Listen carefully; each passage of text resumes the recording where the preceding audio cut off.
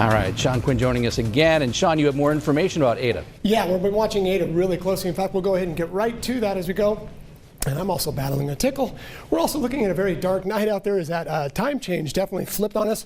Now we'll go through our tropics right here, and been very quiet in the Eastern Pacific. In fact, about normal for this time of year. We start to shut the valve off, so to speak. But look what happens over here.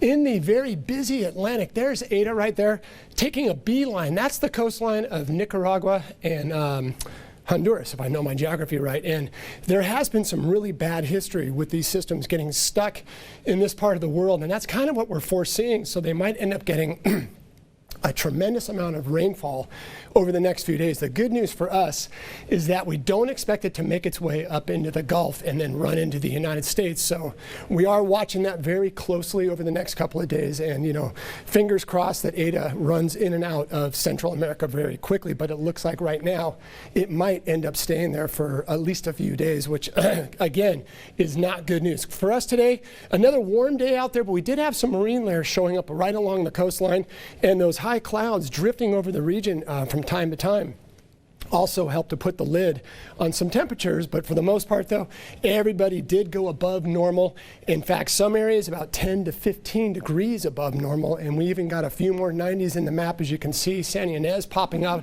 at 91 degrees, Paso Robles 92. The beaches, though, again, with a little bit of a marine layer, help to sort of keep you at least on the mild side, even though those beaches were still a little bit above where you should be for this time of year. A lot of 60s right now, 69 in Gaviota. Looks like you're getting more in line with the rest of your neighbors, so that means that there's probably very little wind, if any at all. And if it is, it's probably coming more west, as you can see with the arrows right there. Humidity values, not overly pumped up except for down in the Oxnard Plains, so that tells us that the marine layer is going to do its usual thing, which is play kind of cat and mouse with just a few areas, and not all beaches will likely be under that cloud cover. Now, the big map shows the back to work and school forecast. That little low kind of crept up on us today. It's still going through the region, and as it does, we'll continue to see some clouds moving through, but really the forecast at the lower levels, that's where we are, obviously. You're going to see breezy conditions, marine layer along the beaches, but some big changes are expected as we head toward next weekend, and I'll show you that in a minute with our 7-day forecast. It's going to be a little bit of a whiplash. There's the marine layer kind of bouncing out there, and some high and mid-level clouds still running over from that low off the coast that will eventually disappear probably by about late tomorrow night. There's the marine layer. Once in a while you see it does try to make little runs at our beaches, and typically when you have a marine layer, it's sort of battling a weak offshore flow.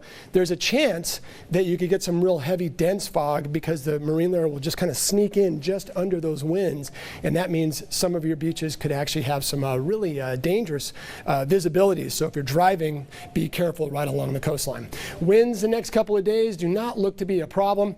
Future rainfall, well, fortunately, there are some hints that Mother Nature is at least trying to push some of this energy, lots of it, way up to the north, down into California over the next couple of weeks. It doesn't look overly promising, but at least we're starting to get kind of an indication that we're moving more toward that direction. Your highs on Monday, boy, definitely no rain threats there. Tuesday, similar pattern, although we'll drop a little bit as we see the ebb and flow of both the marine layer and the offshore flow. So kind of warm one day, maybe a little cooler the next. We'll do that through about Thursday. Then we see some big shocks coming.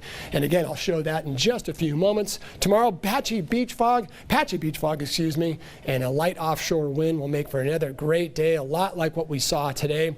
Staying very warm, well above normal for most areas, as you can see.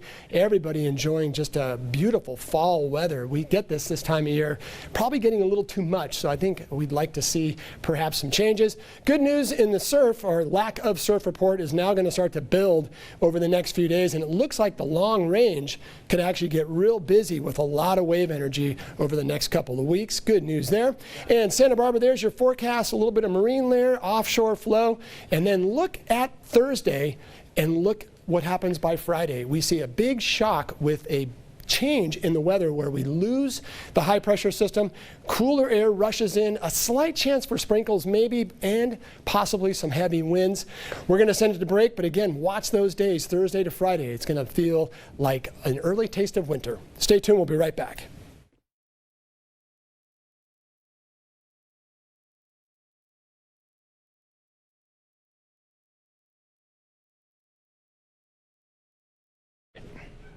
Yeah, mic check, mic check.